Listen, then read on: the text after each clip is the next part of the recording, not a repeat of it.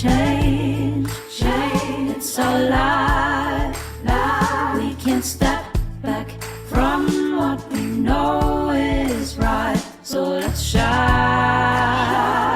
our light.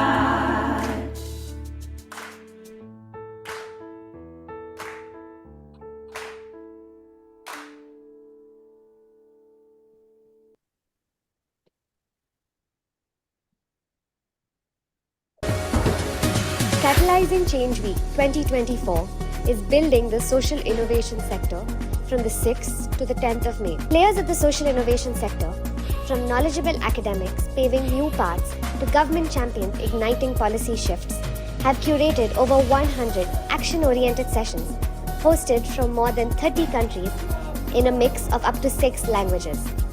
The outcomes of these sessions is intended to drive the development of a highly impactful sector. The goal of CCW 2024 is to tackle the challenges of the sector and embrace solutions that would bridge the gaps in policy, behaviors and mindsets through innovation and collaborative action. Let's create lasting change together. Register for CCW now and check out our events calendar at catalyzingchangeweek.catalyst2030.net.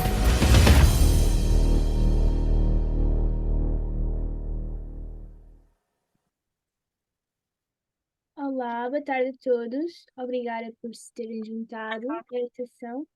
Se puderem dizer no chat de onde é que vêm, de que organização fazem parte e de onde no mundo é que se estão a ligar, nós agradecemos. Agora eu vou passar a palavra à Elaine. Obrigada a todos.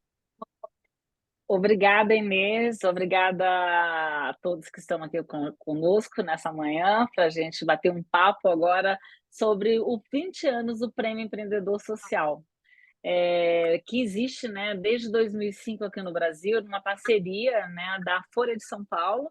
Eu sou editora da Folha de São Paulo, da plataforma Folha Social Mais, e sou a editora responsável pela premiação e também coordeno, né, a Rede Folha de Empreendedores Socioambientais. E com a Fundação Schwab, né, uma parceria em que a Fundação Schwab trouxe para o Brasil essa premiação, que é uma premiação internacional.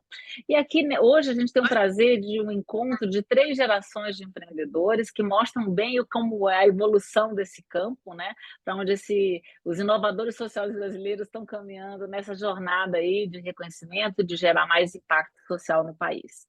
Então, eu vou começar aqui. São 3, a gente fez um convite para 3 representantes dessa enorme rede. Nós temos 130 empreendedores hoje cadastrados na rede Folha de Empreendedores Sociais, mais de 170 passaram pela premiação ao longo desses 20 anos.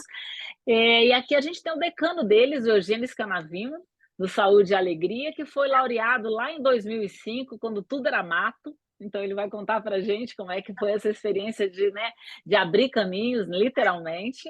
E a gente tem também a Adriana Barbosa, que também está capinando e abrindo espaço também, como a primeira mulher negra e brasileira entre os inovadores sociais do ano, ela reconhecida pelo Fórum Econômico Mundial, né, depois de passar pelo prêmio aqui no Brasil. E nós temos aqui também o Rafael Maia, que é cofundador da Simbiose, que virou Simbis, né? A Simbiose Social, lá atrás, em 2005, e saí da universidade com esse desejo de transformar realidades e construir um negócio de impacto social num outro cenário, num outro modelo, aqui que seria muito interessante a gente conhecer. Então, eu vou começar esse nosso papo de hoje. Eu queria que vocês pudessem resumir, né, os principais marcos, né, de onde vocês saíram e onde vocês estão hoje, né, resumindo um pouco, começando pelo Eugênio, da sua jornada empreendedora, Eugênio. Muito obrigada pela sua presença aqui. Bom, obrigado vocês, né, por esse convite. É uma honra estar representando aqui o Comitê dos Anciãos, né, do prêmio. Fazem 20 anos que a gente ganhou o prêmio, né? Mas você falou para falar os principais marcos. Eu acho que eu estou nessa área social, né? Sou médico, trabalho lá na Amazônia. Fundamos a ONG Saúde e Alegria em 85, né? Então, são, sei lá, 39 anos mexendo com essa questão social, empreendendo a parte social, né? É um trabalho de muita luta para qualquer um. Não sou eu só, são todos que lutam junto, todos que empreendem junto, todo mundo que olha um problema e não se conforma e quer fazer alguma coisa, e pode fazer alguma coisa, e começa a fazer alguma coisa, e sempre a corrente contrária, né? Você não consegue cuidar bem da tua família, os pais não acreditam naquilo. Preferia que minha mãe, por exemplo, o sonho dela era que eu fosse médico, né? Mas eu me tornei médico, mas ela queria que eu fosse cirurgião plástico, cardiologista. Aí ela falou: você virou médico de índio. Mas da onde? Eu nunca pensei na sua gravidez, né? Mas, enfim, a Amazônia, os indígenas, aquele ambiente, as crianças morrendo lá à míngua por falta de assistência, não dá para contar aquilo. E aí comecei, assim como muitos outros viram problemas e começaram, e foi muita luta. Em 2005, jamais esperei ganhar esse prêmio, né? Eu não tinha nem preparado discurso nenhum lá de premiação. Quando eu fui chamado para o palco, eu falei: e agora? O que eu falo? E com tanta gente boa, né? Eu não sinto prêmio para mim, e muito menos até para a minha ONG, para a nossa organização. Esse prêmio é para todo mundo que empreende. E tem muita gente que empreende que não é premiado, são muita gente que empreende anonimamente. Então, aí, inclusive, tem gente nas favelas, né, que fazem creche, sem nada, com salário mínimo, solidariedade. Então, eu acho que é um prêmio que ele traz a solidariedade humana, traz as pessoas os que não se conformam e aquilo que acreditam no que todos acreditam que é impossível, e aquele maluco, né, que acredita que não, que é possível. E só de acreditar já se torna coisa possível. E com o Prêmio Folha, eu conheci muita gente legal, né? Com o prêmio da Schwab, fui para Davos, lá tem os empreendedores do mundo inteiro. Então, a gente conhece muitas outras pessoas do mundo com projetos incríveis. Eu fiquei até, assim, tinha coisa que me dava até vergonha do meu projeto perto dos outros, sabe? Porque os caras fazem muito bem, muita coisa boa. Então, é uma rede que eu acho que é uma rede de amigos. É muito legal quando a gente se encontra, porque a gente é amigo. Em qualquer geração, viu? Os jovens, os antigos. A gente se senta, quando vai nos nossos encontros, senta numa mesa, parece que a gente está dentro de uma família. Porque os nossos problemas são os mesmos, né? Os nossos temores são os mesmos, as nossas dificuldades são as mesmas, e então é isso que eu acho que nos une, né? Essa família de empreendimento. E você, Adriana, me conta aí da sua jornada empreendedora. Você já nasce, você brinca que você se inspirou da sua avó, né? Sua avó já é uma mulher empreendedora, né? Você traz essa coisa ancestral aí. Eu queria que você contasse um pouco da sua jornada. Primeiro, agradecer o convite, muito feliz de estar aqui com o Rafa, com o Eugênio, com você e com todo mundo que está assistindo aqui a gente. Dizer que é uma enorme felicidade a gente poder compartilhar as nossas experiências e aprender também com a experiência do outro, né? Sobretudo nesse campo social. De fato, a minha experiência começa a partir da minha bisavó, que uma mulher muito astuta, já era muito idosa e empreendia para poder dar sobrevivência para a nossa família, né? Eu atuo no campo do empreendedorismo negro no Brasil, apoiando empreendedores negros a se desenvolver, não só no Brasil, mas em outros países também, e eu olho muito a forma como a minha avó fazia e vejo muito essa prática ancestral até hoje. A minha jornada, ela é marcada por esse matriarcado, e quando eu vejo a característica do empreendedorismo negro no Brasil, a maioria, né, desse empreendedorismo da sobrevivência, da precarização, é formado pelas mulheres negras. Então, o trabalho que a gente vem fazendo nesses últimos anos, né, nos últimos 20 anos, é de alguma forma apoiar essa jornada empreendedora, transcender dessa perspectiva da escassez, da vulnerabilidade para a oportunidade. E fazer parte dessa rede, dessa comunidade da Folha e também da Schwab tem a ver com o que o Eugênio trouxe, né, de uma grande família. Eu acho que a gente se olha e se sente representado porque essa perspectiva do impacto social, da gente saber que a gente não está sozinho, que tudo que a gente faz, ela tem uma perspectiva de estar em interação com o outro, de olhar as complexidades, né, do nosso entorno e falar, eu não consigo ficar parada e não fazer nada. E é aí são nessas redes onde a gente consegue se abastecer, a gente consegue se sentir seguro, onde a gente se vulnerabiliza também, né, onde a gente traz os nossos problemas, né, mas também onde a gente traz as nossas alegrias à medida que a gente consegue avançar nas nossas ações. Então, sou muito feliz por por fazer parte dessa comunidade. Maravilha. E, Rafa, eu queria que você colocasse uma outra perspectiva também muito importante, né? De um jovem que vem de um outro estado, está na universidade, tinha uma carreira numa multinacional, poderia ter outros caminhos, e vem para o impacto social, e aí cria um modelo de negócio já dentro de uma outra ótica que também vem agregar e somar no campo. Eu queria que você contasse aí como que surge a Simbi.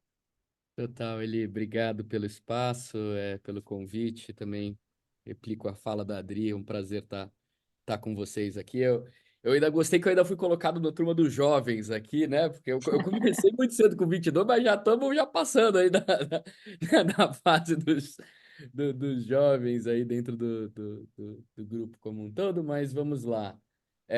A Simbi, ela surge, né, de um outro lugar, de fato, ali, de um lugar certamente de muito privilégio, dentro da FGV, dentro da faculdade de administração. Na época, eu também trabalhava numa multinacional, na Ambev, tinha um trainee, o Matia, meu sócio, também premiado pela Folha,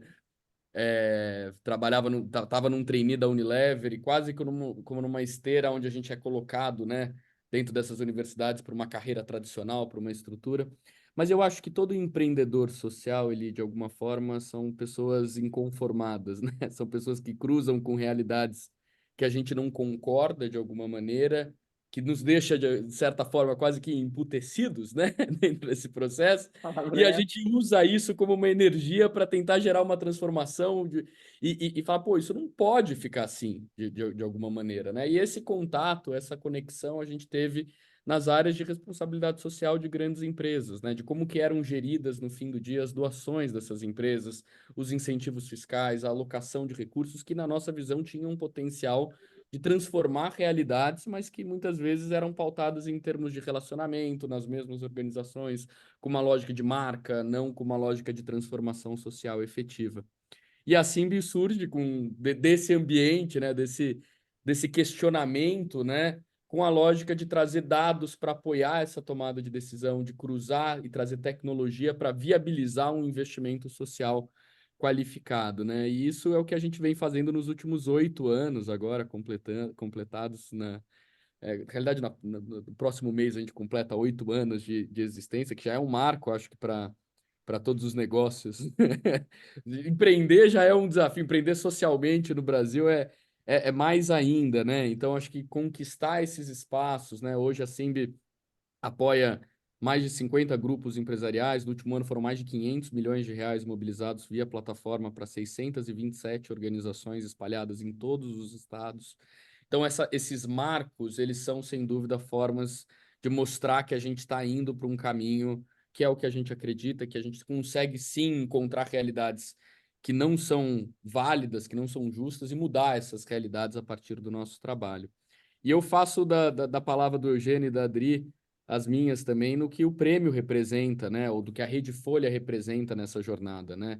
A jornada empreendedora, ela é, em geral, muito solitária. Ela é, em geral, regada de inseguranças, ansiedades, de pressão. Quando a gente trabalha socialmente ainda, a gente acaba lidando com problemas sistêmicos da nossa sociedade, e isso aumenta, né, o peso e a carga que vem. E eu acho que quando a gente encontra essas redes, elas são, de alguma forma, o prêmio, uma forma de validação, uma forma de construção e de mostrar que a gente está sendo reconhecido de alguma forma, o que a gente está fazendo, as loucuras, tudo aquilo que a gente está abrindo mão, ele faz sentido de alguma maneira. E é uma forma de se identificar, né? de pertencimento dentro dessa rede, que faz com que a gente consiga dividir essas ansiedades ou um pouquinho do fardo que muitas vezes a gente carrega nas costas das nossas organizações, né? Muito bem, pessoal. Então a gente vai para um segundo bloco agora de falar dos desafios individuais aí que cada um, né, na sua atuação vem enfrentando. Eu começo pelo Eugênio novamente. Queria que ele falasse, né, de uma experiência muito dura que ele passou no governo Bolsonaro, uma tentativa de criminalização das ONGs, quando o projeto Saúde e Alegria foi invadido pela polícia. Eles, os defensores da floresta contra o desmatamento, levando saúde e alegria, e foram, né, colocados nessa vala e saíram dela, obviamente, porque tinham que mostrar como trabalho e tudo mais, mas foi uma experiência certamente muito dura. Eu queria que você falasse quais os maiores aprendizados, né, e como vocês saíram dessa experiência. tão dura. Bom, primeiro que não foi a primeira vez, né? A gente lá mora na Amazônia, trabalha na linha de frente, né? Enfrentando várias ilegalidades, então a gente é muito visado, né? E engraçado que as ONGs, as organizações e as populações são controle social para que não aconteçam irregularidades. E eles acusam as ONGs de serem bandidas, né? Eu sempre falei, nunca vi nenhuma ONG que lida com ouro, né? Nenhuma ONG que lida com petróleo, com isso aí, né? Enfim. E, enfim, a gente estava lá no nosso rumo e tomamos um torpedo. Estava lá no nosso barquinho com o nosso circo no meio d'água, tomamos um torpedo. O Bolsonaro falava que as ONGs são um câncer, né? Eu falei, não, a nossa é Sagitário, a gente foi fundado no mês de Sagitário, não tem nada de câncer. Mas, enfim. E para não chorar, né? A Não, polícia essa daí eu ri, gostei. Eu vou levar para a vida. Aí a gente falou o seguinte: não, a polícia invadiu lá porque tem essa narrativa ONG rouba, e ONG na Amazônia rouba mais ainda, né? Então, é uma narrativa que é para neutralizar justamente quem está fazendo o controle social. E a gente procura ter um nível de transparência e compliance absoluto, porque a administração de uma ONG, ela é a cidadania dela. Se a gente está com a nossa administração limpa, transparente, tudo bonitinho, né?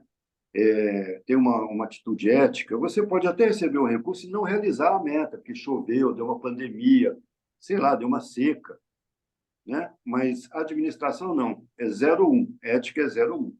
Então, você não tem como, você tem que prestar conta e tem que ser transparente, manter todos aqueles procedimentos, e assim a gente faz. E com o Bolsonaro, a gente já sabia que seria atacado, nós, inclusive, recebemos um apoio institucional, né? Não vou falar a pessoa, o nome, mas uma família, que apoiou 5 ONGs que eles achavam que iam tomar uma bomba no governo Bolsonaro para fortalecimento institucional, para a gente contratar advogado e fugir, se fosse o caso. Eu falei, mas que isso está louco. Isso foi 2 meses depois de eu ter gastado o dinheiro todo com advogado, passagem, escondendo gente. Então, isso aí foi uma bomba, mas que, por outro lado, nós crescemos muito, né? O Bolsonaro ele conseguiu fazer o que a gente lutava, que é colocar a Amazônia na agenda internacional, né? Eu, às vezes, fico pensando que ele é um ecologista, ao contrário, diz que ele é um... A gente ganhou uma visibilidade enorme. Aí muita gente falou assim, não, vamos apoiar essa ONG. O próprio Leonardo DiCaprio, né, que a gente foi acusado de colocar fogo na floresta com o Leonardo DiCaprio. Aí ele falou assim, não, a ONG faz um trabalho muito bom, mas, infelizmente, a gente não apoia. Eu falei assim, não? Faz trabalho bom? Então, agora vai apoiar. Mandamos projeto e eles nos apoiam, atualmente. Então, a gente acabou crescendo, né? Obrigado, presidente, só posso falar isso. Com isso, a gente cresceu, a gente hoje em dia tem compliance. Hoje mesmo nós lançamos o nosso manual de compliance, de RH, de transparência, triplicamos medidas administrativas, triplicamos todas essas medidas de controle, né? E com isso a gente se tornou muito mais firme, mais seguro. E eu sempre falo, essa questão da administração é uma questão que você fortalece, é o cerne de uma ONG, é a administração. Ninguém gosta de pagar, mas isso é a cápsula onde todos nós viajamos, né? É o nosso veículo. Só para terminar, depois de 4 anos, a gente foi auditado pela Polícia Civil, pela Federal, pelo Ministério Público, contratamos uma auditoria externa especializada em fraude, da Mazars, para revirar tudo. Eu falei, se estiverem roubando aqui, eu não sou réu, sou vítima, eu quero saber também. E aí, por incrível que pareça, pegaram todos os documentos nossos desde 2010, não tinha nada a ver com o episódio, babando, que agora pegamos, vamos derrubar o Sol de Alegria, que eles vão acabar, falaram assim, para a gente conseguir se desenvolver nessa região do jeito que a gente quer, tem que acabar com o Sol de Alegria. Não é nada disso. Porque eles têm que mudar a maneira deles de tentar invadir tudo aquilo. De qualquer maneira, não acharam nada. Vocês vão me desculpar, todo mundo, a gestualidade que eu vou fazer, mas eu costumo falar assim, eles procuraram e não acharam nenhum problema. Entendeu? Desculpa. Você ter essa liberdade, Eugênio, de desabafar. Isso. Então, não acharam nada, e hoje em dia a gente está mais fortalecido. e com muito mais capacidade de trabalho. Só dizer que as ONGs, essa narrativa demorou 4 anos para ser publicada, né? Só depois que o Bolsonaro perdeu a eleição que o Conselho de Justiça publicou, porque no final nós somos um boi de piranha que não deu certo. Então a narrativa de que ONG rouba, nós não roubamos, né? Aí teve a CPI das ONGs, a gente foi só pouco citado lá, foram as outras ONGs citadas, não apareceu nada lá. Foi uma chuva de nada, né? Então, essa narrativa de que as ONGs roubam, ela perdeu muita força. Eles deram um grande tiro no pé com isso, né? E a gente está se fortalecendo a cada dia, mas não estamos desatentos, porque o problema é sério, as ameaças são grandes, nós tivemos que desadesivar nossos carros, que a gente estava tomando pedrada naquela época. Enfim, hoje em dia nós somos uma ONG maior e mais madura. Perfeito. Obrigada, Eugênio, pelo relato. E eu vou para a Adriana agora para ela falar, né, de como essa voz que ela ganhou em fóruns importantes aí, como Davos, e participar de um curso em Harvard para liderança sistêmica, como tudo isso fortaleceu a atuação e fortalece a atuação dela, como é chegar nesses espaços de poder para levar a essa causa do empoderamento das mulheres negras no Brasil e no mundo, né? Essas participações, elas trazem coisas muito interessantes. Acho que a primeira vez que eu fui para Davos, há 2 anos atrás, ampliou muito o meu repertório e me fez olhar de uma maneira mais crítica em relação à influência das políticas públicas, né? Obviamente, eu sei da importância, mas eu nunca achei que esse fosse um lugar de atuação e de trabalho para a gente. Embora a gente tenha influenciado as leis que tem hoje no campo do empreendedorismo negro, bebe muito na fonte do nosso trabalho. A gente produz dados, né, pesquisa sobre população preta do ponto de vista do empreendedorismo e consumo já há muito tempo. Mas o nosso foco maior era para construir narrativas, mostrar que a população preta não está só associada à vulnerabilidade, só à escassez. Com o tempo, eu fui entendendo que leis no Senado e decretos olhava esses dados e trazia apontamentos interessantes para a construção de lei. Então, acho que um dos impactos maiores, né, nesses os últimos anos é a gente se dedicar no tema das políticas públicas.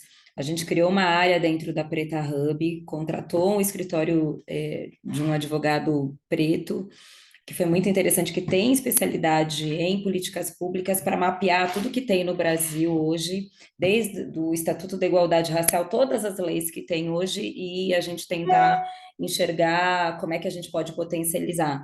Porque eu sinto que, do ponto de vista do que a gente fala do empoderamento econômico da população preta, a gente chegou no nosso limite enquanto sociedade civil. Para a gente dar uma guinada, a gente vai precisar de uma coalizão entre iniciativa privada, poder público, sociedade civil, para a gente avançar com esse tema. Eu repito, né, o Brasil, na categoria microempreendedor individual, que é esse empreendedorismo da sobrevivência, a população negra está lá há muito tempo, é a maioria, sobretudo as mulheres negras, mesmo as que são mais escolarizadas, que têm nível doutorado, durante muito tempo essa população não esteve no mercado de trabalho formal. E empreender foi esse lugar de sobrevivência, desenvolvimento. Só que não dá mais. A gente precisa avançar, a gente precisa quebrar o teto de vidro do micro, porque o micro está muito associado à precarização do trabalho.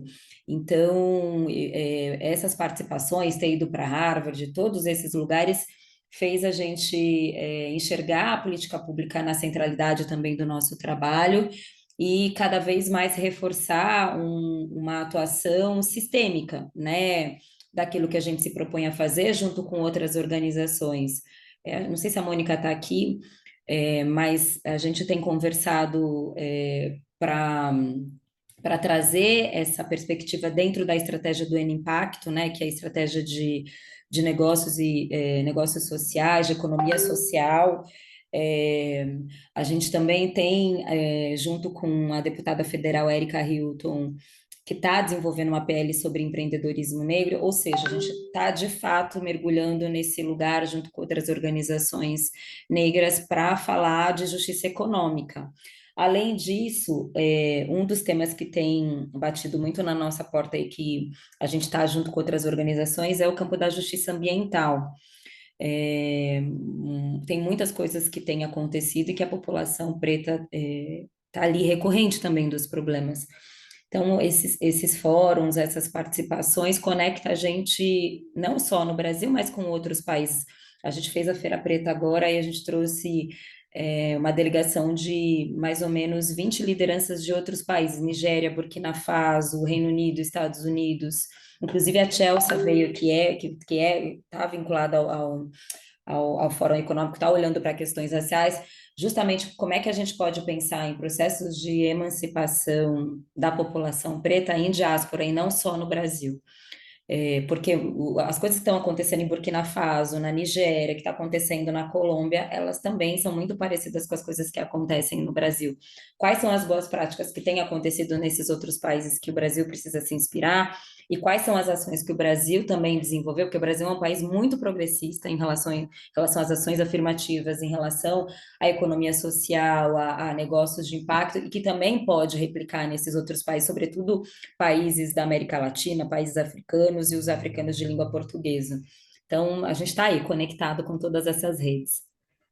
Maravilha. Eu vou agora para um outro momento que foi, né, da pandemia, que a gente teve um boom do investimento social privado e a gente mostra o potencial que isso tem. Você trabalha diretamente com isso, né, Rafa? E a financiamento do trabalhos ou investimento em negócios de impacto ou mesmo na filantropia, como que isso pode crescer? Como que a gente pode avançar o ecossistema também? Como é que você enxerga isso, né? Você falou em mobilização já de 500 milhões na simbiose, mas eu imagino que o potencial é imensamente maior, né? Eu queria que você falasse dessa perspectiva aí para a gente. Perfeito. Eu acho que tá muito conectada com as últimas falas aqui também, ali, porque eu acho que a gente tem um problema sistêmico quando a gente fala de distribuição de doações, que no fim do dia é uma busca de redução de desigualdades, né, e uma reajuste dos problemas do capitalismo sistêmico, né, que a gente tem. Mas, de alguma forma, a gente pode analisar isso sobre duas perspectivas, né? Uma é o volume de recursos disponível no mercado e como que a gente aumenta a cultura de doação, mas também na ótica da distribuição desse recurso, né? Porque não necessariamente, eu acho que não é verdade, muitas vezes as pessoas falam, pô, não tem recurso para resolver os problemas. Não.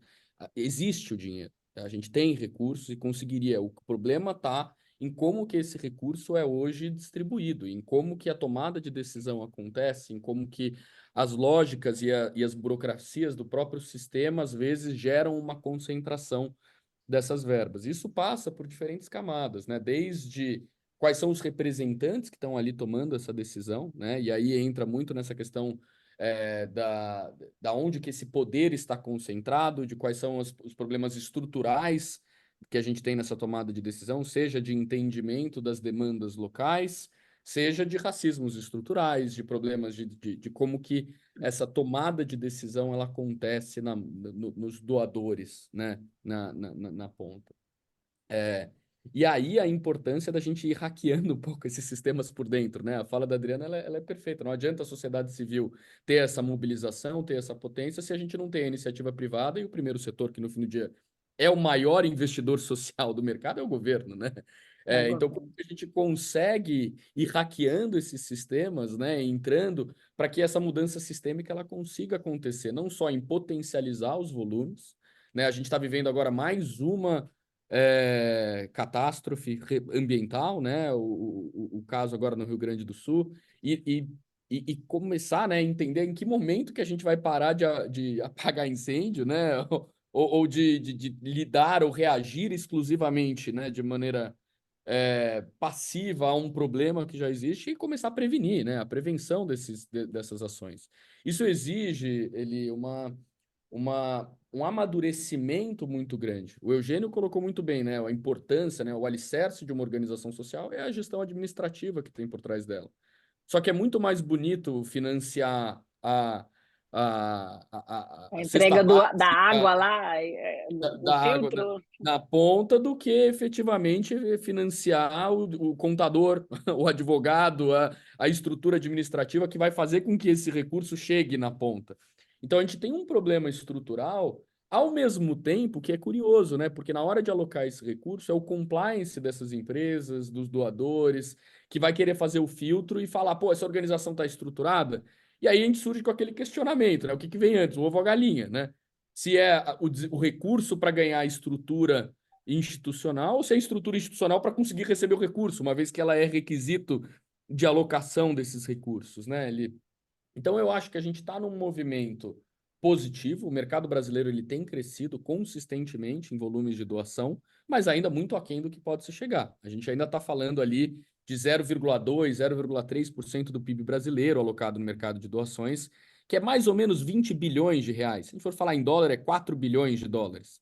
Quando a gente compara isso com o mercado americano, a gente está falando de 2% do PIB americano, que é 10 vezes mais percentualmente, e 100 vezes mais em volumes brutos, né? A gente está falando de 420 bilhões de dólares, né? Mobilizados no mercado americano. Então, eu acho que a gente ainda está num movimento onde essa cultura de doação está crescendo, a gente está ganhando alicerce e estrutura, mas não adianta a gente aumentar volume se a gente não qualifica a distribuição dessas estruturas. E são esses lugares de privilégio que muitas vezes a gente tem que acessar para que esse privilégio ele vire uma responsabilidade. Eu acho que isso também veio muito ali na primeira fala, quando você fala, putz, vocês saem de um lugar diferente, de uma universidade de ponta, de um lugar de muito acesso, sem dúvida nenhuma. Eu acho que a gente sempre teve que ter muita consciência que todo privilégio que a gente tem, ele vem com uma carga de responsabilidade de usar esse privilégio para se transformar num canal ou de uma forma diferente para gerar essa colaboração entre os atores e gerar efetivamente uma mudança sistêmica no mercado. Não, e a gente está falando do Catalyst 2030, né? Que a gente é uma tentativa da gente catalisar mudanças por meio da colaboração, olhando para o ecossistema com a potência que tem de estar trabalhando junto, catalisando mudanças. Eu queria o Eugênio aqui com Saúde e Alegria foi vencedor, né, do edital do primeiro fundo de mudança, né, criado, que o Rafa teve um papel muito importante para colocar de pé aqui, trabalhando aqui dentro da parte estratégica do movimento. Hoje a Mônica está à frente, tem um monte de gente cuidando disso. Eu queria que você falasse um pouco vocês falassem um pouco dessa perspectiva da colaboração, de como é que isso pode fazer a diferença, né? Então, eu começo por você, Eugênio. É a rodada final de perguntas, a gente tem mais só uns 15 minutinhos aqui para fechar a nossa conversa, que está muito boa. Obrigado, eu sou preferencial, né, Adriano? Por isso que eu venho primeiro, porque eu sou idoso, né? Poxa, Desculpa, obrigado. né? Não, é verdade, eu me orgulho. Olha, é o seguinte, eu acho que o potencial é muito grande, embora seja muito difícil estabelecer cooperações fáceis, entendeu? Porque cada uma organização tem uma metodologia, tem um lugar diferente, tem não sei o quê, mas, por outro lado, nós temos os mesmos problemas e buscamos as mesmas soluções e que uma pessoa não tem, mas a outra organização tem, né? Isso em nível mundial, porque nós temos problemas no Brasil que são idênticos da África, que são idênticos de países subdesenvolvidos da América Latina. Tem tecnologias sociais em todos esses continentes e que a gente pode muito bem trocar. Eu não acho que a gente vai conseguir fazer isso todo mundo junto de uma vez só, mas eu acho que cooperações bilaterais, trilaterais para problemas específicos é muito importante que a gente consiga, porque nós temos coisas a oferecer um ao outro, e a gente precisa saber quais são as demandas um do outro. Sobre o edital, eu queria dizer que foi bem legal. O edital sobre saneamento é uma área que a gente está trabalhando há muitos anos. A gente tinha uma demanda muito grande de colocar água limpa lá nos Munduruku, que tem uma situação gravíssima social, pior do que os Yanomami, só que não está na mídia, né? Ainda não foi descoberta pela mídia.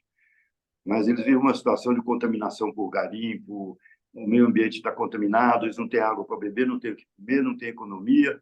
Então, nós estamos trabalhando lá, tentando fazer eles venderem castanha, por exemplo, venderam a primeira mão de castanha agora esse ano. Estão super felizes que não precisaram do ouro, né? Os jovens não precisaram se vender para o garimpo. Então, além disso, a água. Então, com esse dinheiro aí, com esse edital, a água lá é muito complexa, é muito dinheiro. mas eram 200 mil, 300 mil, a gente priorizou comprar filtros de nanotecnologia para distribuição em escala. Nós conseguimos comprar 600 filtros. São filtros de alta tecnologia, fácil manutenção, que o cara pega a água, puxa a água ali do rio, ou de onde tiver que beber, a água fica limpa, né? São de outras organizações, e a gente conseguiu, embora demorou muito. Esses filtros são de tecnologia importada, então, para a gente conseguir desenrolar isso na Receita Federal, para trazer os filtros, a gente tem isenção, a gente é uma entidade filantrópica, mas mesmo assim eles não liberavam. Então, o dinheiro que daria para comprar 1.000 filtros, deu para comprar 600, porque 50% é imposto de renda. Então, nós, Cardô Saúde e Alegria, captamos e entramos com a contrapartida do imposto de renda. Então, com o dinheiro do Catalyst, a gente comprou os filtros e depois a burocracia a gente pagou, mas conseguimos distribuir os filtros e ele atingiu justamente o período de maior problema lá na área. E temos uma grande notícia de que este ano ainda não morreram crianças de diarreia. Então, que é uma coisa que assim, ó, morre a rodo.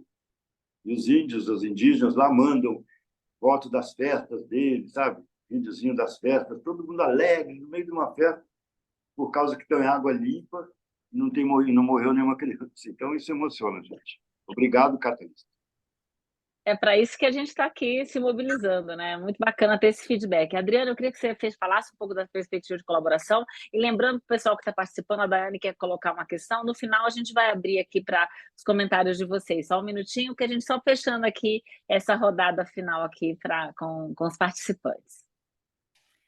Acho que depois do contexto da pandemia, essa perspectiva da colaboração, da cooperação ficou muito forte, né? Sobretudo, eu vejo as coalizões, né, de empresas, o Mover, que foi construído depois do que aconteceu com Carrefour e com George Floyd nos Estados Unidos, tem Aliança pelo Impacto, tem muitas hoje redes de colaboração, dentro, né, olhando para esse ecossistema de impacto. Eu sinto falta hoje da gente ter mais coalizões entre organizações sociais, entre negócios sociais, e a gente desenvolver uma estratégia sistêmica, porque eu acho que a gente tem que trazer criticidade para o campo também. Vejo muito canibalismo também entre as organizações, sobretudo pela busca pelo recurso. Então, se a gente desenvolve um processo sistêmico, eu acho que combina o jogo. O que cada uma das organizações vai endereçar em relação aos problemas que a gente tem. Não vai dar para todas as organizações fazerem as mesmas coisas, as mesmas metodologias para os mesmos públicos. A gente precisa combinar mais o jogo, porque eu sinto que quem está doando, quem está investindo, está olhando o seu processo junto com outros financiadores e endereçando de uma maneira mais efetiva. Mas do lado de cá, a gente está precisando combinar mais o jogo. Primeiro, por conta dessa questão do canibalismo pelo recurso, ainda o dinheiro não é tanto dinheiro, o Rafa traz esses dados, a gente não tem tanto dinheiro para atender todas as demandas que a gente tem, e tem uma outra questão também, que o Eugênio trouxe isso, né, do quanto o processo para ele, do ponto de vista de cultura organizacional, o quanto se fortaleceu. Para o investidor, ele olha muito pouco para o fortalecimento institucional das organizações, ele olha mais do público, o público final, como é que a gente vai... eu nem gosto de usar a palavra beneficiário, né? Como é que vai impactar o público beneficiário? Mas para que isso aconteça, as organizações sociais precisam estar desenvolvidas, elas precisam estar bem. Eu acho incoerente, eu lembro no contexto da pandemia, incoerente quando as organizações recebiam alimentos para entregar na ponta, mas pessoas de dentro da própria organização com problemas também, para poder se alimentar. E aí, não, você não pode entregar para os seus colaboradores, você tem que entregar na ponta. Então, eu acho que tem muita evolução, isso não dá para negar, mas a gente precisa, sim, fazer análises críticas para onde a gente está mirando no futuro e qual o processo que a gente vai fazer sistêmico para que o impacto ele seja mais exponencial, entendeu? E aí sim, os financiadores vão ter que revisitar a sua lógica de investimento e trazer, sim, a perspectiva do fortalecimento institucional às organizações sociais. A gente vai ter que conversar mais, entender o que a Feira Preta está fazendo enquanto Preta Hub, que vai ser diferente do que outras organizações que atuam dentro da questão racial estão fazendo e vai fazer diferente também, para a gente não fazer as mesmas coisas. Dentro do campo da justiça ambiental, a mesma coisa, da educação, a mesma coisa. Eu acho que se a gente puder organizar, ser mais estratégico, mais sistêmico, mais impacto a gente vai ter. Mas essa conversa precisa ser feita. Esses fóruns precisam acontecer, esses congressos precisam acontecer para que a gente desenhe o futuro baseado nas coisas que a gente construiu no passado. Opa, você, Rafa, para fechar aqui com a fala de colaboração. Juntar um pouquinho essas duas falas da Adri e do Eugênio. E começando por um ponto também, que eu acho que, quando a gente fala de colaboração, tem uma ideia muito bonita por trás. Eu acho que já todo mundo já está alinhado de que, putz, fazer junto é melhor do que fazer sozinho. Mas não é verdade que fazer junto é mais fácil do que fazer sozinho. E não é verdade também que é mais rápido, né, nesse processo. Um processo colaborativo, muitas vezes, entre as organizações, ele exige uma troca de tomada de decisão, de alinhamento de visão de mundo, de alinhamentos de cultura, né? No fim do dia, a gente tem que ter um alinhamento cultural entre as organizações que estão colaborando e atuando, que toma tempo. E esse tempo, muitas vezes, é o que as organizações na sociedade civil não têm, né? E quando elas refletem a lógica da distribuição de capital que existe no mercado, ela é uma lógica competitiva muitas vezes, né? Então, a empresa monta um edital para contemplar uma organização ali, e todas estão aplicando e concorrendo por essa frente. Então, você tem uma escassez de recurso que muitas vezes as organizações estão vendendo o almoço para pagar a janta, né? Nesse processo de escassez, sendo exigidas por ações colaborativas integradas e colocadas numa lógica de competição na hora que o recurso é distribuído. Então, você tem um problema sistêmico que, pô, é óbvio que ações integradas vão fazer muito mais sentido. O framework das ODS, quando a gente fala, as ODS, eles não foi pensado para ser trabalhado individualmente. Ele foi pensado para ser territorialmente as 17 frentes que levariam um desenvolvimento estruturado dentro daquela região. Com seus gaps ainda, né? Mas ainda assim ele está numa lógica de ação coletiva. E aí isso também se distorceu na hora de alocar os recursos, que as empresas elas olham as caixinhas individuais. Então, eu quero investir em educação de qualidade, mas não estou vendo... Pô, eu boto lá um MacBook na sala de aula, mas a criança está desnutrida. Não vai adiantar você ter um MacBook na sala de aula se a criança não tem nutrição. Então, eu acho que não só ações cooperativas, né? Mas a gente precisa de ações coordenadas de alguma forma, né? Que os investimentos eles aloquem de maneira coordenadas e que seja mais orquestrado nessa ação. A tentativa que a gente tentou traduzir disso, Adri, para trazer essa lógica na origem do capital, porque no fim do dia o problema é de financiamento nas organizações, e se você tem algum gatilho que vincula ao financiamento, você tem como mexer um pouco o ponteiro, foi essa ação com o Catalyst, né? Foi um primeiro fundo colaborativo, né? Então, você não conseguia aplicar uma organização sozinha, você tinha que aplicar 3 ou mais organizações atuando de maneira sistêmica num território. Foi um teste nesse movimento e que mostra que é possível, sim. O Eugênio foi ali, pô, brilhante com a mobilização, com 3, 4 organizações ali integradas de alguma forma com o território, com a ação para mostrar que, putz, é um processo colaborativo e o recurso ele consegue financiar essas ações. Então, eu acho, sim, que quando a gente mexe a cultura de distribuição do recurso, a gente tem como catalisar algumas movimentações no mercado e fazer com que seja mais simples essa colaboração. Porque senão é terceirizar uma culpa que no fim do dia é um sintoma. As ações individualizadas elas são muito mais sintomas de como que o mercado está estruturado do que a causa em si. Enfim, essa é a minha visão, pelo menos. Nossa, papo para muita conversa, muito bacana que a gente vive aqui. A gente está chegando no final. Eu vou abrir agora rapidamente aqui, porque a gente tem um limite de tempo aqui, mas a Dayana queria me endereçar uma pergunta aí, né, para os nossos participantes, queria fazer uma colocação, por favor, se tiver mais alguém aqui, rapidamente, para a gente ir para o encerramento, por favor. Oi, bom dia, né? Boa tarde. Muito bom a fala de todo mundo, né? Eu gostei muito da fala do Eugênio, essa dificuldade que a gente tem, né? Nem a gente agora, o ITAS está entrando com o Catalyst também, é uma organização que é galera de várias universidades, professores, enfim, a gente está abrindo, né? E eu sei bem na pele, porque praticamente, eu vou ser sincera, o pessoal que abre organização sabe que sai do bolso, né? No começo, literalmente, você vira, e o pessoal fala, Dani, você é muito idealista, o idealismo. Aí eu falei assim, ainda bem que tem gente idealista, né? Porque se todo mundo achar que vai ser assim, a gente sonha, né? A gente sonha com amanhã, se não tiver quem sonha, a gente simplesmente cruza os braços. E essa questão da região indígena, a gente está com pessoal da universidade, né, lá do Belém, enfim, a gente está com uma galera lá. E eu fiquei muito chocada, gente, com uma informação. é, Eu sempre tento falar da parte de contaminantes dos agrotóxicos, sempre tento tocar nesse assunto. Toda vez é cortado, né? A gente tem uma cadeira que o pessoal de outra universidade, lá dos Estados Unidos, na Universidade da UITAS, ele tem várias cadeiras técnicas, e da San Diego, e falando que teve um dos estudos que eles receberam ameaças, né? Tanto é que o professor que estava na região da Bahia, próximo ali da contaminação, recebeu ameaças de uma grande empresa, e inclusive a universidade que não podia soltar aquilo para a mídia, só nesses que vocês colocam, né, os artigos, enfim.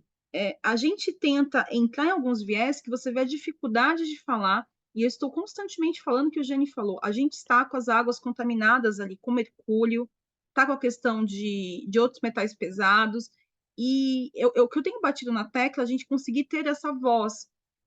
Aí o pessoal fala muito assim para mim, Daiane, eu até estava fazendo lá no grupo SA, e falaram assim, Daiane, na boa, compliance. Gente, o pessoal precisa aprender o que é merda do compliance. Desculpa a palavra, gente.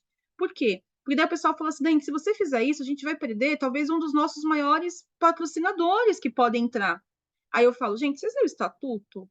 Teve até uma live, né, que veio ele também está entrando pro Catalyst, tá? Ele mora na Europa, mas é brasileiro, que é especialista em compliance. Eu falei assim, assista do compliance para vocês entenderem. Se a empresa se não está no nosso viés, não está junto com a gente, não importa se é a maior fonte que vai colocar. E o pessoal, a organização, todas as organizações, eu bato na tecla, o ITAS tem uma cadeira só de compliance, a gente tem que ter, né, um compliance sério, porque daí a gente vai melhorar essa imagem, que é o que o Eugênio falou, o pessoal acha que ONG é para poder lavar dinheiro, e não é, a gente aqui se Querida, doa, desculpa não te é? interromper. Desculpa te Desculpa. interromper, mas é que a gente só tem que ser bem objetivo aqui. Você teria Sim, alguma era pergunta isso, eu em vou relação colocar essa tua posição? Ligadíssimo, esse só para eles comentário dele. fecharem agora, para a gente fechar um pouco aí, só para eles interagirem com vocês. Eu te desculpo, peço desculpa por interromper, mas é para a gente poder finalizar aqui. Alguém mais teria alguma questão rapidamente para a gente poder fechar o painel? Eles já podem responder a Daiana aqui, só para a gente. Então vamos lá. Então, a rodada, quem gostaria de fazer um comentário em cima do que a Daiane trouxe aqui para a gente? Quer começar, Eugênio? Vai lá, vai lá. Não, eu acho válido, Daiane, a dor da... É uma Começa, dor né? complexa, né? No fim do dia, onde que está o recurso? Eu acho que não tem uma resposta certa ainda, né? Eu vejo que é um desafio de coerência, né? De como que as organizações vão escolher a estratégia de financiamento delas dentro de qual é a natureza de capital que vai vir a financiá-las, né?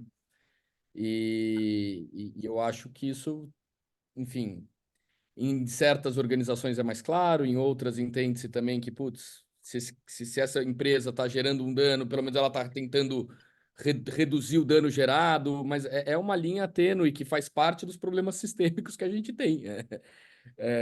Eu acho que dá para escalar essa discussão em N formas, né? Em estratégias de alocação, nos próprios endowments que as organizações sociais vêm criando, em como que esse recurso é aplicado ao mercado. Então, você tem estratégias ali que é importante, eu acho que é fundamental sim manter uma coerência dentro da organização, mas nem todas as organizações às vezes têm privilégios para falar não para algumas naturezas de recurso, né? E isso é um desafio, né?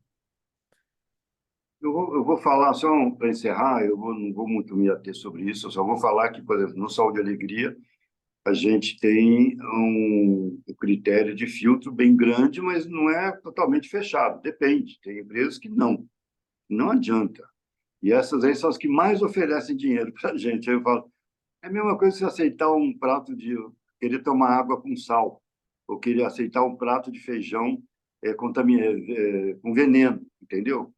Na verdade, a gente não faz lavagem de dinheiro, o que a gente faz é greenwash para as empresas. Então, quando a gente está fazendo trabalho com eles, querem ter a gente no portfólio. Mas tudo isso, eu vou fazer só uma pergunta, por exemplo, a gente recebeu uma oferta de uma empresa para melhorar, para recuperar 100 barcos hospitais na Amazônia, projeto enorme. Aí eu pergunto, e essa empresa, o nome dela não é muito bom, eu pergunto, por causa do nome ruim, a gente vai deixar, são 1 milhão de pessoas sem atendimento, estão isoladas de saúde, ou não? Pergunta para os beneficiados, ver o que eles querem, para os possíveis beneficiados. Eu não sei como responder. O que eu só queria dizer para encerrar é que a gente está num momento de urgência planetária. Acho que nós estamos caminhando, se continuar assim, para o suicídio coletivo, não tem nenhum problema em falar isso, entendeu? Não é mais uma questão de negar as mudanças climáticas, mas os negacionistas negam, até falam que é um ninho. Não interessa se é um ninho, se não é. Interessa que a ação humana ela está tornando a Terra mais doente. Não importa se a origem da doença é humana ou não, mas a ação humana está. Então, se você está com uma pessoa que tem alergia, você vai pegar e expor essa pessoa à fumaça? Não. Se você tem uma pessoa que está com uma inflamação, você vai expor essa inflamação a alguma coisa que é mais inflamatória? Não. E a gente não tem mais tempo. E o problema não é mais negar a mudança climática, mas é essa visão de que, olha, eu posso desmatar só mais um pouquinho. Vamos usar só mais um pouquinho de petróleo. Olha, tem um campo ali, nós estamos precisando de dinheiro, vamos tirar só mais esse pouquinho. É isso que vai nos matar. E o desafio, a gente trabalha com saúde, a saúde é um desafio coletivo, e a saúde da Terra é um desafio coletivo de cada um de nós, como pessoa, como comunidade, como região, como governo, como políticas e como partícipes de um futuro comum. Então, eu acho que o empreendedorismo ele é o que pode, se a gente estimular a multiplicação das nossas ações, não querer ser corporativo, não querer ficar com a solução, não é do empreendedor, a solução é do problema. Então, se alguma organização acha uma solução, o dono dessa solução é o problema. E a gente tem que disponibilizar essa solução e dar capacidade para que ela seja multiplicada, independente das nossas mãos. O nosso grande objetivo, enquanto empreendedor, é nos tornar desnecessário, embora eu acho que isso vai demorar um pouco. Obrigada, Eugênio. Adriana, sua fala final aqui para a gente fechar e se despedir da galera. Eu me sinto contemplada pelo que o Rafa e o Eugênio eles trouxeram enquanto reflexão. De fato, Rafa, a gente viver de coerência é um privilégio. E Daiane, eu adoraria que a gente fizesse compliance das empresas. Só existe compliance para nós, mas não existe compliance para as empresas. A gente é exigido muito num lugar de perfeccionismo, mas não necessariamente as empresas são. Isso precisa ser equilibrado, né? Por isso que eu acho que se a gente puder cada vez mais vislumbrar processos regenerativos, inclusive essa relação entre o doador, né, e os nossos negócios, eu acho que a gente avançaria muito. As incoerências precisam ser colocadas na mesa, né? A gente precisa falar sobre elas, porque elas existem e elas operam muito nessa lógica do impacto social. A gente espelha muito o que tem aí no capitalismo que a gente reclama. O campo social também espelha muitas coisas. Por isso que eu sou tão crítica e eu acho que quanto mais a gente puder falar, colocar o elefante branco na sala, mais a gente consegue avançar para processos de transformação. A gente precisa ter coragem, né? Para fazer essas conversas e fazer as transformações que são necessárias. Obrigada pelo convite. Obrigada a todos vocês, gente. A gente só tem a agradecer, a gente sempre aprende muito com todos vocês. A Juliana Gatti botou aqui Instituto Árvores Vivas, falou: se captássemos coletivamente, conseguiríamos colaborar mais, seria possível acessar recursos muito maiores existentes. Então fica essa mensagem aqui, é um exercício que exige inteligência estratégica, compromisso e um monte de coisa que a gente está tentando fomentar aqui no Catalyst. Então, obrigada a todos vocês que estiveram com a gente, foi um prazer. Até a Obrigada. próxima. Tchau. Tchau, gente.